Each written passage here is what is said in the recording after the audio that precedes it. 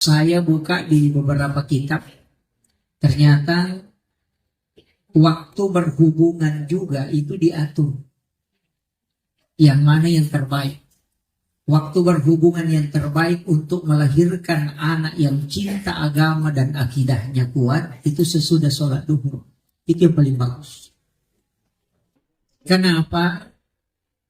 Itu hadis Nabi, ketika engkau ingin masuk ke dalam kamar ibu bapakmu di siang hari, maka ketuk pintumu. Kenapa dia menyebut siang hari? Kenapa bukan malam? Kenapa bukan sore atau pagi?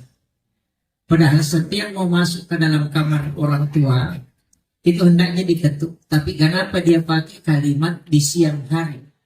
Itu isyarat untuk kita bahwa di situ ada waktu yang paling bagus untuk melakukan sesuatu yang anak tidak lihat.